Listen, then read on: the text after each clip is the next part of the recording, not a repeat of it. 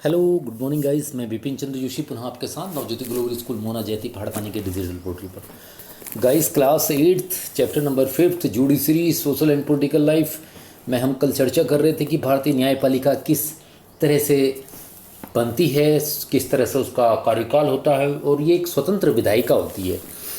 आज उसी क्रम में हम जानेंगे what is the structure of court in India, अर्थात भारत में अदालतों की संरचना कैसे बनी, कैसे अदालतों की चीज़ों का निर्माण हुआ, कैसे क्या चले, उसके बारे में हम चर्चा करेंगे।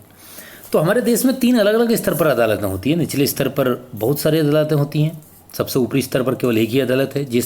जिन अदालतों से लोगों का सबसे ज़्यादा ताल्लुक होता है उन्हें अधीनस्थ न्यायालय या जिला अदालत कहा जाता है।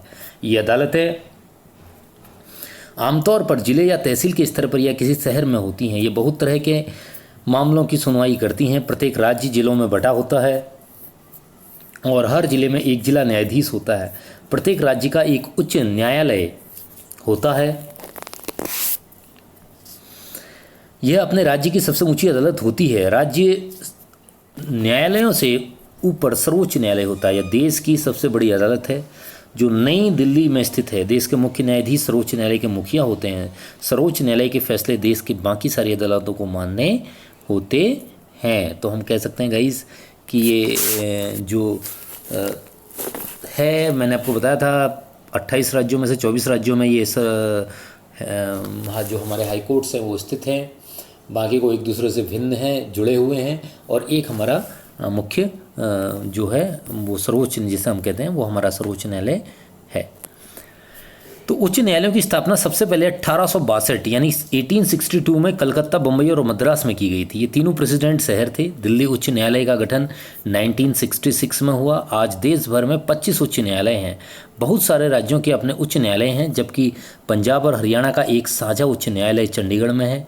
दूसरी तरफ 4 पूर्वोत्तर राज्यों असम, नागालैंड, मिजोरम और अरुणाचल प्रदेश के लिए गुवाहाटी में एक ही उच्च न्यायालय रखा गया है। जनवरी 2019 में आंध्र प्रदेश, अमरावती और तेलंगाना, हैदराबाद में अलग अलग उच्च न्यायालय हैं। ज़्यादा से ज़्यादा लोगों को नज़दीक पहुंचाने के लिए कुछ उच्च न्यायालयों की राज्य के अन्य हिस्सों में खंडपीठ बेंच भी स्थित है।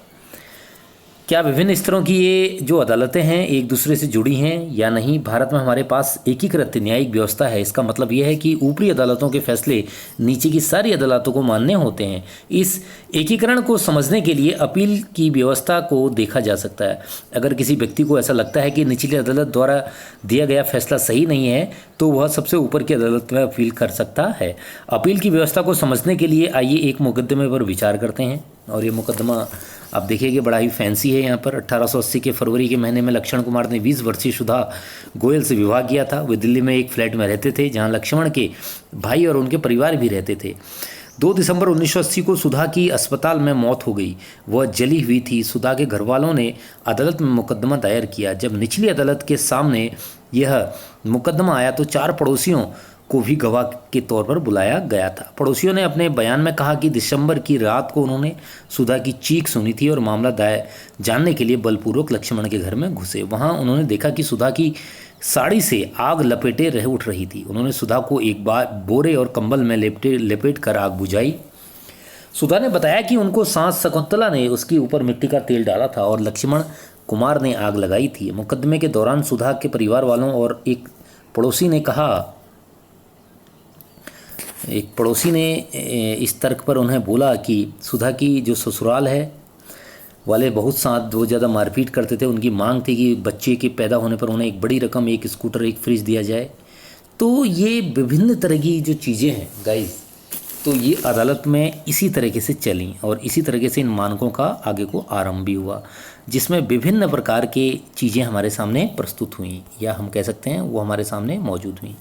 अब बात आती है what are the different branches of the legal system, अर्थात विधि व्यवस्था की विभिन्न शाखाएं कौन सी हैं। दहेज हत्या का यह मामला समाज के विरुद्ध अपराध की श्रेणी में आता है। यह आपराधिक फौजदारी कानून का उल्लंघन है। फौजदारी कानून के अलावा हमारी विधि व्यवस्था दीवानी कानून या सिविल लॉ से संबंधित मामलों की भी देखती है। फौजदारी और दीवानी कानून के बीच फ़र्क को समझने के लिए नीचे दी गई तालिकाएं को भी हम सही से देख सकते हैं या सही से उसको पढ़ सकते हैं। जैसे क्रिमिनल लॉस क्या होते हैं, फौजदारी कानून, और दीवानी और जो सिविल लॉ होते हैं वो दीवानी कानून होते हैं। जैसे तो क्रिमिनल लॉ में क्या क्या चीज़ें आती हैं देखिए, ऐसे व्यवहार या क्रियाएं संबंधित हैं जिन कानूनों को अपराध माना गया हो। इसमें बहुत सारी चीज़ें हैं, आप इस ग्राफ को पढ़ेंगे और दीवानी कानून में क्या क्या है उसके विषय में भी आप इसको अच्छे प्रकार से जानेंगे। अब बात आती है, does everyone have access to the court? क्या हर किसी की पहुंच है? क्या हर व्यक्ति अदालत की शरण में जा सकता है? तो मैं आपको बता दूं, सिद्धांततः भारत के सभी नागरिक देश के न्यायालयों की शरण में जा सकते हैं। इसका अर्थ यह है कि प्रत्येक नागरिक को अदालत के माध्यम से न्याय मांगने का अधिकार है। जैसा कि आपने पीछे पढ़ा है, न्यायालय हमारे मौलिक अधिकारों की रक्षा में महत्वपूर्ण भूमिका निभाता है। अगर किसी नागरिक को ऐसा लगता है कि उसके उसके मौलिक अधिकारों का उल्लंघन हो रहा है तो वह न्याय के लिए अदालत में जा सकता है। अदालत की सेवाएं सभी के लिए उपलब्ध हैं, लेकिन वास्तव में गरीबों के लिए अदालत में जाना काफ़ी मुश्किल संबंधित है। कानूनी प्रक्रिया में न केवल काफ़ी पैसा और कागजी कार्रवाई की ज़रूरत पड़ती है, बल्कि उसमें समय बहुत लगता है। अगर कोई गरीब आदमी पढ़ना लिखना नहीं जानता है तो उसका पूरा परिवार दिहाड़ी अदालत में जाने और इंसाफ पाने की उम्मीद उसके लिए मुश्किल होती है। तो इसी बात को ध्यान में रखते हुए 1980 के दशक में सर्वोच्च न्यायालय ने जनहित याचिका, जिसे PIL कहते हैं, की व्यवस्था की थी। तो इस तरीके से हम अपने जो चीज़ें हैं, अपने जो कामकारी चीज़ें हैं, उसके माध्यम से भी हम गवर्नमेंट्स का जो ध्यान है अपनी तरफ पहुंचा सकते हैं, यानी उनका ध्यान अपनी तरफ को हम लोग खींच सकते हैं। आम आदमी के लिए अदालत तक पहुंचना और न्याय मांगना एक बहुत बड़ी बात है। अदालत नागरिकों के मौलिक अधिकारों की व्याख्या में एक अहम भूमिका निभाते हैं। जैसा कि आपने उपरोक्त में देखा भी है, अदालत को संविधान के अनुच्छेद 21 की व्याख्या करने के बाद यह कहा गया था कि जीवन के अधिकतर में भोजन का अधिकार भी शामिल है। इसलिए अदालत ने राज्य को आदेश दिया कि वह दोपहर के भोजन की योजना, मिड डे सहित सभी लोगों को भोजन मुहैया कराने की आवश्यक कदम उठाएंगे। जो लोग झोपड़ झुगड़ियों या बस्तियों में रह रहे हैं, उनके लिए भी भारत सरकार का ये नियम, ये कानून था कि जिसके तहत वो आसानी से उन तक वो चीज़ें पहुंचा सकें, करा सकें। इसके बावजूद इनकार भी किया जा सकता है। लोकतांत्रिक भारत में न्यायपालिका ने एक महत्वपूर्ण भूमिका निभाई है। न्यायपालिका ने कार्यपालिका विधायिका की शक्तियों पर अंकुश लगाया है और नागरिकों के अधिकारों की सुरक्षा की है। संविधान सभा के सदस्यों ने एक ऐसी न्यायपालिका का बिल्कुल नहीं सपना देखा था जो पूरी तरह स्वतंत्र हो, या हमारे देश लोकतंत्र में उसकी आवश्यकता ना हो। So guys, chapter number 5 judiciary यहीं फिनिश होता है। मैं उम्मीद करूंगा आप सब इसको ध्यान से देखेंगे, समझेंगे, पढ़ेंगे, और आपको कोई दिक्कत या परेशानी हो तो आप मुझे कमेंट कर सकते हैं, लेके चल सकते हैं। देखिए ऊपर नेम ऑफ जज ऑफ इंडिया, इसमें लिखा है भारत में मुख्य न्यायाधीशों की संख्या भारतीय संविधान के अनुसार 31 पद हैं, अभी कार्यरत केवल 25 हैं, एक मुक्त है। वैसे ही उच्च न्यायालय हैं, जिलाधीनस्थ न्यायालय हैं, जिनके तहत भी जो न्यायाधीश होते हैं वो नियुक्त किए जाते हैं। So thank you so much for listening and watching. Thank you guys.